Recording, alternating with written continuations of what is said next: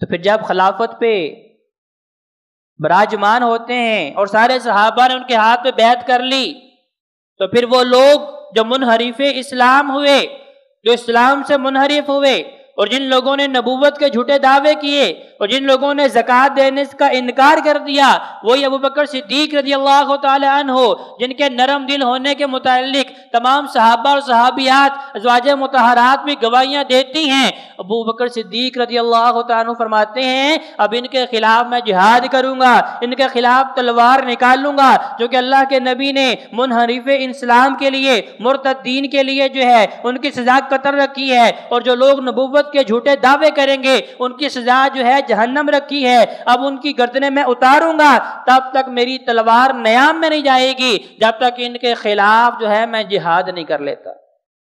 تو گویا کہ اشداء علی الکفار، کفار کے لیے سختی جو ہے وہ دونوں کے دلوں کے اندر موجود تھی۔ رحماء بینہم، دونوں کے دل جو ہیں اپنوں کے لیے نرم تھے۔ وہی عمر فاروق رضی اللہ تعالی عنہ جن کے متعلق تمام مفسرین کا اتفاق ہے کہ اشداء علی الکفار کی خوبی جو ہے اللہ نے صرف ابوبکر صدیق کے علاوہ عمر فاروق کے بیان فرمائی ہے۔ بھائیو وہی عمر فاروق کا دل نرم کتنا ہے کہ جب وہ خلیفہ بنتے ہیں، ممبر پہ کھڑے ہوتے ہیں، خطبہ ارشاد فرما رہے ہیں، وہ عمر فاروق رضی اللہ تعالی عنہ 22 لاکھ مربع میل کے حاکم ہیں۔ کیسر و کسرا جو اس وقت کی سپر پاور طاقتیں ہیں، عمر کا نام سن کے تھر تھر کانپتی ہیں، کسی کی جرت نہیں ہے ان کے سامنے کھڑا ہو کے کوئی بات کر سکے۔ عمر فاروق رضی اللہ تعالی عنہ جب ممبر پہ کھڑے ہوتے ہیں فرماتے ہیں میرا دل چاہتا ہے کہ میں حق مہر کی ایک حد متعین کر دوں، کیونکہ لوگ اس کے اندر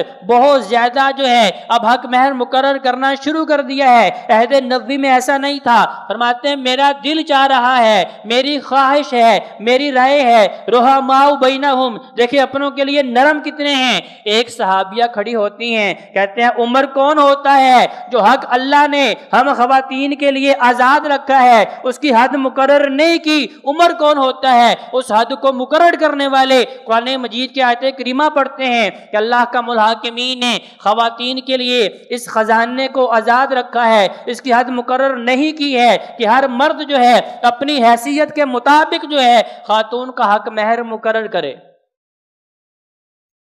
اب عمر فاروق رضی اللہ تعالیٰ عنہ دیکھیں رحماء بینہم، اپنوں کے لیے محبت کتنی ہے اور ایمان والوں کے لیے دل نرم کتنا ہے۔ یہ نہیں کہا کہ میں اس وقت 22 لاکھ مربع میل کا حاکم ہوں، کیسر و کسرا مجھ سے ڈرتے ہیں، کسی کی جرت نہیں ہے میرے سامنے اونچی آواز سے بول سکے۔ خاتون تو کون ہوتی ہے دوران خطبہ مجھے پریشان کرنے والی؟ جب ان کی زبان مبارک سے قرآن مجید کی آیت کریمہ سنی، عمر بیٹھ جاتے ہیں، پریشانی کے عالم میں چہرے کا رنگ فق ہو جاتا ہے، اللہ کے حضور توبہ و استغفار کرتے ہیں، کہتے ہیں میری بہن میں اپنے الفاظ واپس لیتا ہوں، میں معذرت کرتا ہوں، واقعی یہ حق اللہ نے آپ کے لیے آزاد رکھا ہے، اس کی کوئی حد متعین نہیں کی ہے، مقرر نہیں کی ہے، لہذا ہر مرد جو ہے اپنی حیثیت کے مطابق جو ہے عورت کا حق مہر دے گا۔ اپنے الفاظ واپس لیے، معذرت کی، چونکہ انہیں پتا ہے کہ میرے سامنے کون کھڑا ہے؟ ایمان والی کھڑی ہے۔ رحماء بینہم، بھائیو یہ ہے ایمان کی نشانی۔ آج ہمارے سامنے کوئی بات کرے ہم سننے کے روادار نہیں ہیں، ہم یہ کہتے ہیں کہ میرے پاس بڑا علم ہے، جتنی تمہاری عمر ہے اس سے زیادہ میرا تجربہ ہے، تم جن اسکول اور مدرسوں میں پڑھ کے آئے ہو ان سے زیادہ بڑی بڑی ڈگریاں میرے پاس موجود ہیں۔ اللہ کے بھائیوں اگر کوئی اصلاح کرتا ہے، اگرچہ وہ چھوٹا کیوں نہ ہو، کم سن کیوں نہ ہو، خاتون کیوں نہ ہو، بزرگ کیوں نہ ہو، اگر کوئی حق کی بات بتاتا ہے اس کا شکریہ ادا کرنا چاہیے، جزاکم اللہ خیرا جزا کہنا چاہیے، اسے دعاؤں کے ساتھ رخصت کرنا چاہیے اور اپنی اصلاح کرنی چاہیے۔ آگے سے یہ نہیں کہنا چاہیے اور نہیں میں جو ہے ایسے ہی کرتا رہا ہوں، میرے بڑوں نے مجھے ایسے بتایا ہے، میں نے لوگوں کو ایسے کرتے دیکھا ہے۔ اور بھائیو یہ وصف ایمان والوں کا نہیں ہے۔ ایمان والوں کا وصف کیا ہے؟ خاتون صحابیہ نے بتایا حاکم وقت جو ہے اپنی غلطی کو تسلیم کرتے ہوئے اپنے الفاظ واپس لیتے ہیں اور معذرت کر لیتے ہیں۔ اور آج ہمارے ہاں بھی یہی مسئلہ اسی طرح چل رہا ہے کہ شادی بیاہ کی رسومات ایک ہفتہ پہلے شروع ہو جاتی ہیں، ڈھول ڈھمکا بھی ہوتا ہے، ناچ گانا بھی چلتا ہے، لائٹیں بھی لگتی ہیں، ساری رسومات ہوتی ہیں، لیکن جب حق مہر دینے کی باری آتی ہے کہتے ہیں جی شرعی حق مہر رکھ دے۔ شرعی حق مہر کیا ہے جی؟ کچھ فقہوں کے اندر یہ لکھا گیا ہے کہ 32 درہم، اس وقت 32 درہم، بھائیو وہ درہم سونے اور چاندی کے ہوا کرتے تھے، درہم و دینار۔ اللہ کے نبی نے حد مقرر نہیں کی، اللہ حکم الحاکمین نے مقرر نہیں کی، اللہ کے نبی کے یاروں نے ابوبکر صدیق اور عمر فاروق نے حد مقرر نہیں کی۔ بعد میں آنے والے اگر کسی بندے نے مقرر کر بھی دی ہے تو بھائی یہ خلاف شریعت بات ہے۔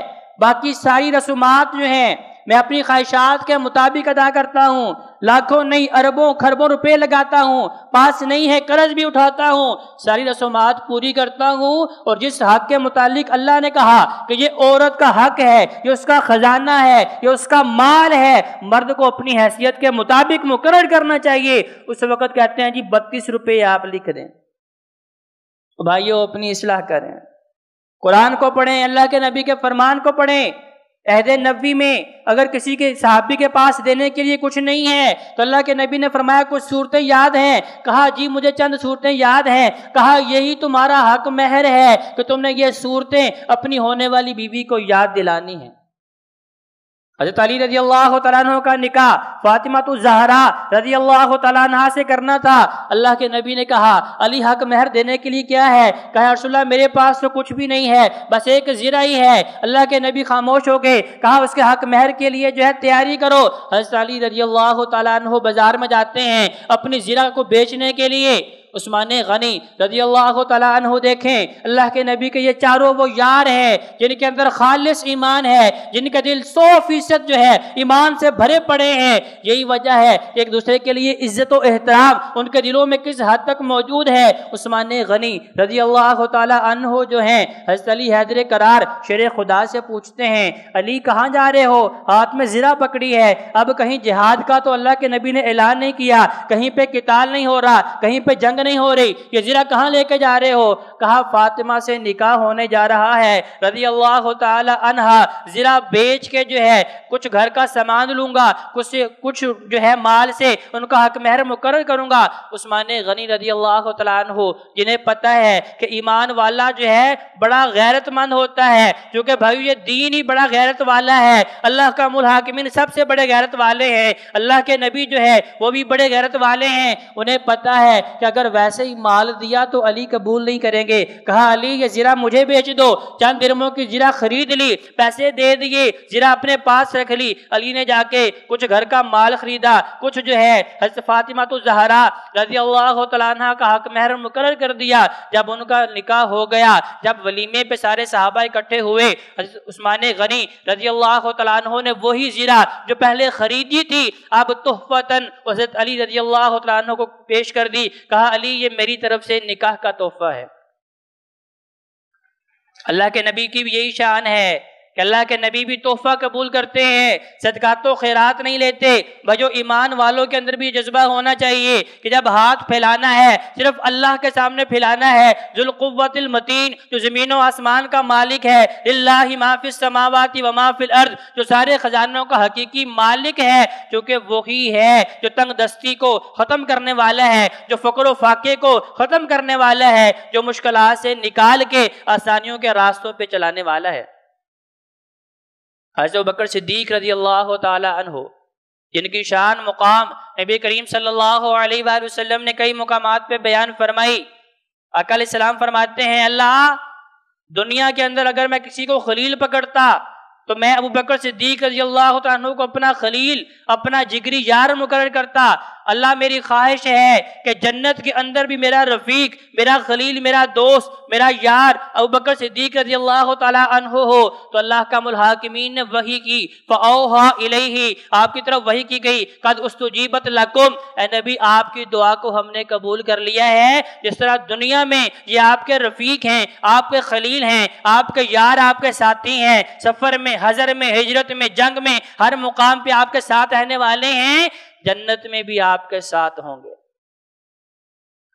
وہ حضرت ابوبکر صدیق رضی اللہ تعالیٰ عنہ جن کے متعلق اگر کسی نے بات کی تو اللہ کے نبی نے فرمایا لا تسبوا اصحابی، اے لوگوں میرے صحابہ کو گالی نہ دیا کرو، کیونکہ ان کے ایمان کی گارنٹی اللہ کا الحاکمین نے آسمانوں سے دی ہے، بلکہ اللہ نے تمہیں یہ حکم دیا ہے اگر تم نے ایمان قبول کرنا ہے میرے نبی کے یاروں جیسا ایمان قبول کرو، اگر تم نے محبت کرنی ہے میرے نبی کے یاروں جیسی محبت کرو، اگر تم نے وفاداری کرنی ہے میرے نبی کے یاروں جیسی وفاداری کرو، اپنے دلوں کے اندر وہ خوبیاں پیدا کر لو جو اللہ کا الحاکمین نے بتائی ہیں، پھر ان ایمان والوں نے مرتے دم تک وہ خوبیاں اپنے اندر جمع کر کے رکھی۔ اللہ کا الحاکمین نے قرآن میں کیا فرمایا؟ والذی جاء بالصدق وصدق بہ اولئک هم المتقون۔ یہ آیت کریمہ کے متعلق تمام مفسرین کا اتفاق ہے۔ یہ آیت کریمہ حضرت ابوبکر صدیق رضی اللہ تعالیٰ عنہ کی شان میں اللہ نازل فرمائی ہے۔ مطلب کیا ہے؟ والذی جاء بالصدق، وہ لوگ، وہ نبی، وہ رسول، وہ فرد و بشر جس کو اللہ کا الحاکمین نے اپنا محبوب بنایا ہے، آخر الزمان خاتم النبیین بنایا ہے، اب فرمایا وہ حق لے کے آئے ہیں، وہ سچ لے کے آئے ہیں۔ والذی جاء بالصدق وصدق بہ، اور وہ بندہ جس نے اس حق کو سننے کے بعد فوراً سر تسلیم خم کر لیا ہے، اس حق کو مانا ہے، اس سچائی کی تصدیق کی ہے، اولئک هم المتقون، فرمایا یہ سارے کے سارے صحیح معنوں میں متقین اور رب سے ڈرنے والے ہیں۔ اب دیکھیں اس کا عملی نمونہ کیا ہے؟ جب اللہ کے نبی نے اعلان فرمایا، اللہ نے کہا وانذر عشیرتک الاقربین، اے نبی آپ اعلان نبوت فرما دیجئے۔ پہلے لوگوں کو چوری چھپے دعوت دیتے تھے، اب سرعام آپ پہاڑ پہ کھڑے ہو کے اعلان کر دیجئے کہ اللہ نے مجھے اپنا نبی بنایا ہے۔ تو جیسے ہی اللہ کے نبی نے اعلان فرمایا تو مردوں میں سے سب سے پہلے تصدیق کس نے کی؟ والذی جاء بالصدق وصدق بہ، جیسے اللہ کے نبی نے بتایا اللہ نے مجھے نبی بنایا ہے، تو سب سے پہلے مردوں میں سے اس حق کو تسلیم کرنے والے کون ہیں؟ حضرت ابوبکر صدیق رضی اللہ تعالی عنہ ہیں۔